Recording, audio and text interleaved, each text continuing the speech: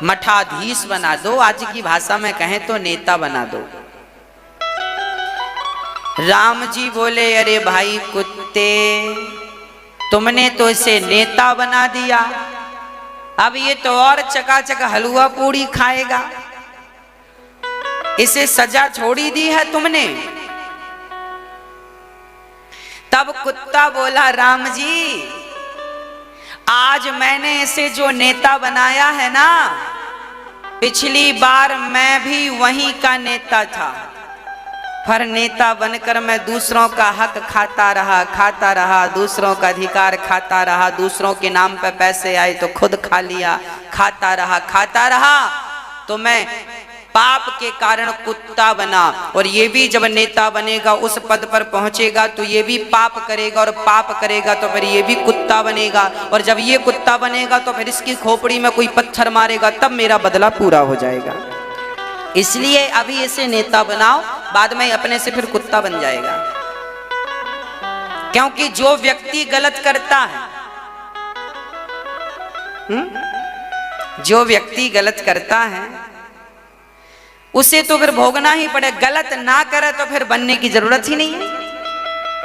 अब देखिए, राम के राज्य में कुत्तों को भी न्याय मिलता था, तो जिनके राज्य में कुत्तों को न्याय मिलता था, उनके राज्य में प्रजा कितनी सुखी रही होगी, आप कल्पना कर सकते हैं।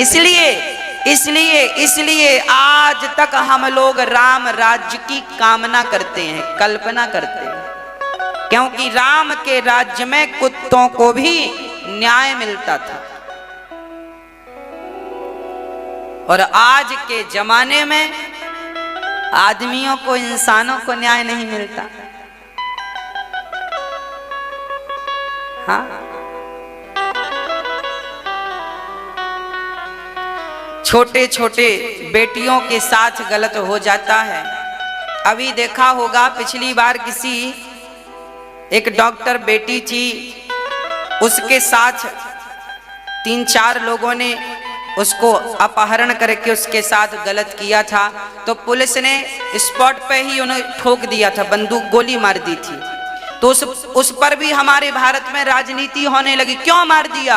अब सोचो कि हमारे भारत में ऐसे लोग भी पाए जाते हैं कि जब उनका इल्जाम सिद्ध हो गया कि इन्होंने ही गलत किया है, तो उन्हें गोली से मार देना क्या गलत था, पर लोग यहाँ उसका भी विरोध कर रहे थे, क्यों कर दिया। तो ऐसे लोग भारत में पाए जाते हैं। अब न्याय तो यही था कि तुमने गलत किया है सो तुरंत मरो, कहां लटके रहोगे कोर्ट कचहरी में, फालतू पैसा खर्च होगा सरकार का तुम्हारे चक्कर में। एक बार तुमने किसी को, उन्होंने आग लगा दी थी, उस लड़की को मार करके आग लगा दी थी, तो उन्हें बिल्कुल गोली से मारना ठीक न्याय था। कुछ पुलिस वालों ने मार दिया था, बहादुरी का काम किया था, पर कुछ नेताओं को वो पसंद नहीं आई थी बात। अब देख लो, हमारे यहाँ न्याय पद्धति अच्छी थी, गलत होए तो सजा तुरंत, इससे क्या होगा, डर पैदा होगा। और हमारे भारत में यही नहीं है। अरे भाई, जब किसी बेटी के साथ गलत हो तो क्या करना चाहिए, उन अपराधियों को चौराहे पर फांसी पर लटकाया जाए, कैमरा के सामने सारी दुनिया में टेलीकास्ट हो, ताकि एक डर पैदा हो कि देखो ये ऐसे मरे हैं तो कहीं हम भी ऐसे ना मरें। इसलिए एक डर पैदा होगा, गलत काम के प्रति डर पैदा होगा, तब ये गलत हरकत रुकेगी। नहीं तो तुमने सालों साल, अब बताओ, दामिनी के अपराधियों को कई साल लग गए, तब कहीं जाकर फांसी की सजा हुई। लगभग 10 वर्ष के बाद, 10 वर्ष लग गए थे। अब बिल्कुल जानकारी थी कि यही गुनहगार हैं, पर सोचो कि जिन लोगों ने एक लड़की के साथ गलत किया, उसे मार डाला, उन्हें फांसी तक पहुंचाने में भारत को 10 साल लग गए। ये कानून है। यहाँ पे किसे न्याय ठीक से मिलता है भाई? इतनी देर, यदि देर बाद न्याय मिले तो ये भी तो अन्याय है।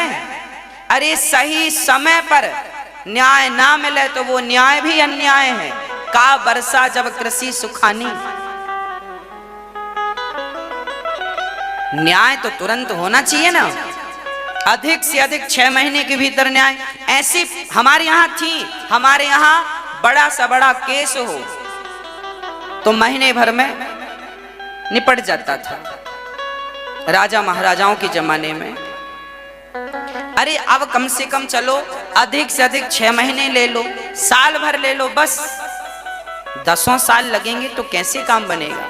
लोग तो वो भूल ही जाते हैं कि सजा इसे किस बात की मिल रही है, तब तक तो वो केस ही पुराना हो गया। इसलिए न्याय पद्धति और स्ट्रांग होनी चाहिए, गलत को बिल्कुल छोड़ा ना जाए, तब हमारा भारत जाकर के विश्व गुरु बनेगा, जो कि ऑलरेडी था। कब बनेगा? जब न्याय पद्धति अच्छी होगी। न्याय अच्छा होगा तो डर होगा, डर होगा तो लोग गलत नहीं करेंगे। ये बात तुलसीदास जी लिख रहे हैं। विनय न मानत जलधि जड़, गए 3 दिन बीत, बोले राम सकोप तब, भय बिनु होहि ना प्रीत। भय बिनु होहि न प्रीत, भय के बिना प्रीति नहीं होती, इसलिए भय जरूरी है, भय का वातावरण जरूरी है। बच्चों को भी माँ बाप का भय होना चाहिए। जो बच्चे माँ बाप से निर्भय हो जाते हैं वही बच्चे रास्ता भटक जाते हैं, और जिनको माँ बाप का भय होता है वो कभी रास्ता नहीं भटकते, याद रखिएगा। बच्चों पर भी माँ बाप का भय बना रहना चाहिए। 2-4 जमाते रहो, आंख दिखाते रहो, ताकि आपका भय बच्चों को बना रहे, नहीं बिगड़ जाएंगे। मनुष्य का धर्म क्या है? अंत में सार यही निकला कि सेवा ही मनुष्य का धर्म है। गोस्वामी जी लिख रहे हैं, परहित सरिस धर्म नहीं भाई। और धर्म की एक व्याख्या गोस्वामी जी और कर, गोस्वामी जी ने धर्म की 3 व्याख्याएं की। पहली व्याख्या गोस्वामी जी लिख रहे हैं, परहित सरिस धर्म नहीं भाई, पर पीड़ा सम नहीं अधमाई।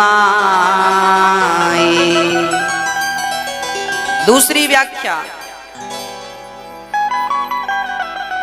धर्म न दूसर सत्य समाना,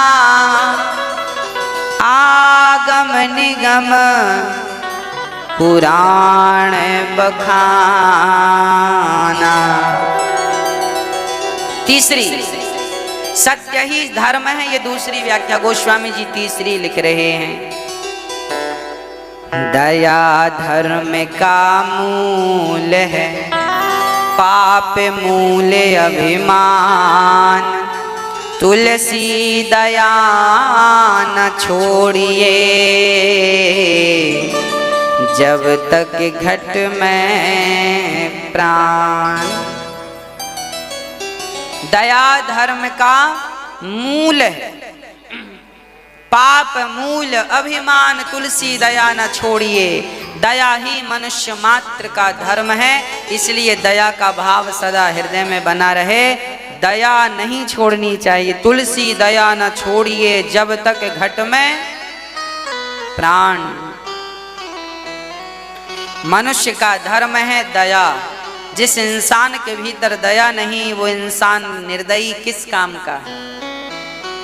इसलिए दया ही तो हमारा आभूषण है, सहनशीलता ही तो हमारा आभूषण है। हम भारतीयों की पहचान क्या है? हमारे भीतर जितनी दया पाई जाती है, किसी के भीतर इतनी दया, अरे दुनिया, पूरी दुनिया में 7 अरब लोग रहते हैं, लगभग पूरी दुनिया में 7 अरब लोग रहते हैं। जिनमें से केवल भारत के लोग ही चींटियों को दाना डालते हैं, चींटियों को आटा डालते हैं। हम वो लोग हैं जो चींटी के भी हित की कामना करते हैं। हाँ,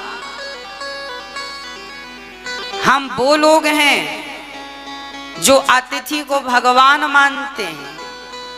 हम वो लोग हैं जहां स्त्री को हम देवी मानते हैं। हम समुद्र को देवता, नदी को माता मानते हैं। हम वो लोग हैं जो पीपल की पूजा करते हैं। आज लोगों को पता चल गया कि पीपल की सबसे ज्यादा जरूरत है, क्योंकि ऑक्सीजन वही देता है सबसे अधिक। 24 घंटे ऑक्सीजन देता है पीपल। आज लोगों को पीपल की वैल्यू पता चली। आज बड़े बड़े वैज्ञानिक कह रहे हैं पीपल लगाओ, वृक्ष लगाओ। और हमारे भारत में देखो, अनादि काल से वृक्षों की पूजा करने की परंपरा रही है। वृक्षों को काटने की परंपरा हमारे यहाँ नहीं रही। हमारे यहाँ वृक्ष लगाने की, आंवला नवमी को आंवला लगाने की, एकादशी को तुलसी लगाने की, हाँ, कार्तिक के महीने में, माघ के महीने में त्रिवेणी लगाने की, त्रिवेणी नीम, पीपल और वटवृक्ष, त्रिवेणी लगाने की परंपरा रही है। हमारे यहाँ वृक्ष लगाने की परंपराएं रही हैं। पर आज के साइंस ने इतनी तरक्की की कि साइंस की तरक्की के कारण प्रकृति को सबसे बड़ा नुकसान उठाना पड़ा। आज वृक्ष कम गए, किनके कारण? बड़ी बड़ी सड़कें जब बनती हैं तो लाखों पेड़ काट दिए जाते हैं कि नहीं? चलो सड़क जरूरी है, लाखों पेड़ यदि सड़क बनाने में काटे जा रहे हैं तो सरकार को बिल्कुल स्पष्ट कहना चाहिए कि जितने पेड़ तुम काट रहे हो इतने लगा के भी दो। ये भी साइन होना चाहिए। पर आज आपने देखी बड़ी बड़ी हाईवे बन गई, अच्छी बात है, हाईवे बनने चाहिए, देश की तरक्की हो। परंतु जितने पेड़ हाईवे बनाने में काटे गए, क्या उतने पेड़ अब हाईवे के किनारे मिलते हैं? यमुना एक्सप्रेसवे है, दिल्ली से लखनऊ जाता है। ये रोड जब बना था तो लाखों पेड़ काटे गए थे। और आज आप जाकर देख लीजिए कि यदि आपकी गाड़ी पंचर होगी कहीं यमुना एक्सप्रेसवे में तो आपको कहीं पेड़ नजर नहीं आएगा कि आप उसकी छांव में बैठ के गिलास भर पानी पी लें। आ जाए तो बता दो। काटे गए लाखों, किसी ने प्रश्न नहीं किया कि लगाया कितना, कौन लगाएगा? अरे सड़क के किनारे किनारे पेड़ होना चाहिए, होने चाहिए पेड़। हर सड़क के किनारे पेड़ होना चाहिए, हर रास्ते में वृक्ष होना चाहिए।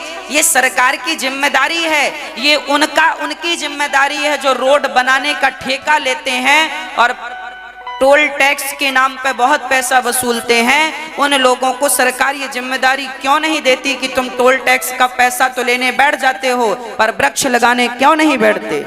वृक्ष भी लगाओ, काटे हो तो। जिम्मेदारियां बांटनी पड़ेंगी, तब कहीं जाकर के देश सफल होगा। ओजोन परत पर छेद हो गया, किसकी बदौलत हुआ? सामान्य व्यक्ति की बदौलत तो नहीं हुआ। वैज्ञानिकों के बड़े बड़े यंत्रों ने इतना प्रदूषण किया कि ओजोन परत पर छेद हो गया। अधिक विकास, व्यर्थ चीजों का विकास विनाश की ओर ले जा सकता है। इतने परमाणु बने हैं पूरी दुनिया में कि 7 बार पूरी पृथ्वी समाप्त की जा सकती है। अमेरिका के पास, हिंदुस्तान के पास, पाकिस्तान के पास, चाइना के पास, जापान के पास, टोटल पूरे मुल्क में, पूरी दुनिया में, पूरे ब्रह्मांड में जितने देश हैं इतने परमाणु ऑलरेडी बन चुके हैं कि वो सारे फोड़ दिए जाएं तो 7 बार पृथ्वी का विनाश हो जाएगा। 7 बार। अब बताओ, 7 बार पृथ्वी का विनाश हो जाएगा। क्या इतने परमाणुओं की जरूरत थी? क्या इतने परमाणुओं की जरूरत थी? नहीं। फिर भी बने कि नहीं बने? इनकी जरूरत नहीं थी। जो भी वैज्ञानिकों ने बनाया, परमाणु की क्या जरूरत थी? ऐसी खोज क्या करनी थी जिसके कारण पूरा देश समूल नष्ट हो जाए? ना, ऐसी तरक्की। अब कहने में तो यही आता है कि चाइना कुछ और बना रहा था और कोरोना वायरस बन गया, तो आखिर नुकसान तो पूरे दुनिया का हुआ ना। सबका नुकसान हुआ कि नहीं इस कोरोना से? कई लोग तो मारे गए बेचारे, भूख प्यास से मर गए। तो ऐसी रिसर्च करो ही क्यों जो प्राणी मात्र का सर्वनाश करने पर तुली हो। क्या करेंगे फिर सड़कें बना करके जब इंसान ही चलने वाला नहीं बचेगा? क्या करोगे ऐसी संरचना करके जब उसे भोगने वाला ही कोई नहीं बचेगा? क्या करोगे ऐसे एरोप्लेन बना के जब उसमें कोई बैठने वाला ही नहीं बचेगा? याद रखना, साइंस जितनी भी चीजें बनाती हैं उन सब की शोभा आपसे और हमसे है, इंसानों से। इंसान बचेगा तो सब रहेगा, इंसान ही नष्ट हो जाएगा। तुम्हारी टेक्नोलॉजी के कारण तो फिर भोगेगा कौन उसको? इसलिए यदि पेड़ काटे जाते हैं तो लगाने की भी जिम्मेदारी सरकार उन्हीं कंपनियों को दे जो रोड बनाती है। हाँ, और बहुत गंभीरता से इन चीजों को लेना होता है। दया ही हमारा धर्म है, दया कभी ना छोड़िए। जीव मात्र पर दया करना हमें सिखाया गया है। हम भारतवासी हैं, हम लोग युद्ध करते थे, महाभारत जैसे महायुद्ध हो गए, पर धनुष बाण से हुआ। हम धनुष बाण से लड़ने वाले लोग थे। धनुष बाण से ये फायदा था कि जिसको मारोगे वही मरेगा, और परमाणु से ये नुकसान है कि जिसको मारेगा वो तो मरेगा और लाखों लोग निर्दोष और मर जाएंगे। हाँ या ना? आज की पहले का धनुष बाण हम जिसे मारते थे उसी को लगता था। आज की मिसाइल फेंकी जाए तो निर्दोष लोग ज्यादा मरते हैं। मतलब पहले भी आविष्कार था, आज भी आविष्कार है। फर्क ये है कि पहले का आविष्कार विनाश नहीं करता था किसी का, आज का आविष्कार समूल विनाश करने पर तुला हुआ है। हाँ, पहले भी वायु के वेग से चलने वाले रथ होते थे, पहले भी हवाई जहाज होते थे। रावण के पास पुष्पक विमान था पर प्रदूषण लेस था, कोई प्रदूषण नहीं था उसमें। आज भी विमान है पर सब प्रदूषण, सबसे ज्यादा प्रदूषण प्लान करते हैं, आपको पता है? हवाई जहाज, हेलीकॉप्टर, ये सबसे ज्यादा प्रदूषण करते हैं और यही सबसे ज्यादा ओजोन परत को नुकसान पहुंचाते हैं। पहले भी यात्राएं होती थी, ऐसा थोड़ी कि पहले यात्राएं नहीं, पर पहले इस बात का ध्यान रखा जाता था कि प्रकृति को नुकसान ना हो। आज इसका कोई ध्यान नहीं रखता कि प्रकृति को नुकसान हो रहा है कि नहीं हो रहा है। बाद में फिर रोने से क्या फायदा कि लोग छेद हो गए ओजोन परत में। पहले से समझना था ना, पहले से ध्यान रखना था। अभी भी पूरे लॉकडाउन में फ्लाइटें बंद रही हैं, फिर भी क्या कोई रुका? सबका काम धाम हुआ बराबर, यात्राएं भी लोगों ने की। मतलब बिना एरोप्लेन के भी जीवन संभव है कि नहीं है ना? तो क्या जरूरत थी ऐसे आविष्कार की जो पूरी प्रकृति को नष्ट करने पर तुला हो? आने वाले समय में साइंस ये कहता है कि पृथ्वी में पीने का पानी नहीं बचेगा, ऑक्सीजन का सिलेंडर पीठ में लटका के तुम्हें घूमना पड़ेगा तब ऑक्सीजन मिलेगी। पेड़ कटते जा रहे हैं। आने वाली 2-4 पीढ़ी बाद, अभी साल 2 साल पहले गर्मियों के टाइम पर पानी नहीं बचा था पीने को। जब गर्मी आती है ना तो टीवी पे देखते हैं ना, कई शहरों में पानी नहीं होता। भारत में ही ऐसे बहुत शहर हैं जहाँ पानी नहीं मिलता पीने को गर्मियों के टाइम। फिर ऑक्सीजन नहीं मिलेगा, पानी नहीं मिलेगा तो रह के क्या करोगे, जी के क्या करोगे? मर नहीं जाओगे? इसलिए जल है तो कल है, पेड़ पौधे हैं तो हम सब हैं। हमसे पेड़ पौधे नहीं हैं, पेड़ पौधों से हम हैं। इसलिए हम सबको जागरूक भारतीय बनना चाहिए, हम सबको पेड़ लगाना चाहिए, जल बचाने का संकल्प लेना चाहिए। इसी से हमारे भारत का उत्थान है, इसी से कल्याण है। शास्त्र देखिए हर चीज को स्पष्ट भाव से रखते हैं। ये जो भी मैं बोल रहा हूं मेरी बातें नहीं है, शास्त्रोक्त बातें हैं। आपके कल्याण के लिए शास्त्र लिखे गए, हम तो केवल हिंदी अर्थ करके आप तक पहुंचा रहे हैं ताकि आपकी समझ में आए। ईश्वर सगुण है या निर्गुण है, ये भागवत जी का प्रश्न है। ईश्वर सगुण भी है और निर्गुण भी है। अब आप कहेंगे कि सगुण कैसे, निर्गुण कैसे? हमारे भारत में आज भी ऐसे लोग हैं जो मूर्ति पूजा नहीं करते। हमारे भारत में आज भी ऐसे लोग हैं जो मूर्ति पूजा नहीं करते। कोई बात नहीं, देखिए आप पूजा करते हैं कि नहीं वो आपकी स्वतंत्रता है, हमें कोई लेना देना नहीं है। पर गलत तब होता है जब आप मूर्ति पूजा करने वालों को ताने मारते हैं, उन्हें पागल समझने लगते हैं। आप मूर्ति पूजा मत करिए, हमें कोई ऐतराज नहीं, पर जो लोग कर रहे हैं उन्हें तो मत टोकिए, उन्हें तो मत परेशान कीजिए। आज हमारे भारत में मूर्ति पूजा नहीं करते कुछ लोग, और जो मूर्ति पूजा करते हैं उन्हें पागल कहते हैं वो लोग कि तुम पागल हो, मूर्ति पूजा करते हो। तो जरा आपको कोई मिले जो मूर्ति पूजा को नहीं मानता हो, वो जब आपको कभी मिले और कभी बात प्रसंगवश चले तो मेरी बात जरूर सुनवाइएगा उस भाई को। देखिए मूर्ति पूजा क्यों जरूरी है वो मैं आपको समझाता हूं। जो आदमी कहे कि तुम क्यों मूर्ति, अच्छा वो लोग कहते हैं कि हम मूर्ति पूजा नहीं करते, भगवान तो निराकार है, सब जगह उपस्थित है, तो फिर मूर्ति की पूजा क्यों? अब उनसे ये कहो कि भाई जब भगवान सब जगह उपस्थित है, कण कण में है, तो मूर्ति पूजा, मूर्ति में भी तो भगवान ही है। जब कण कण में है तो मूर्ति तो कण कण से बाहर नहीं है ना?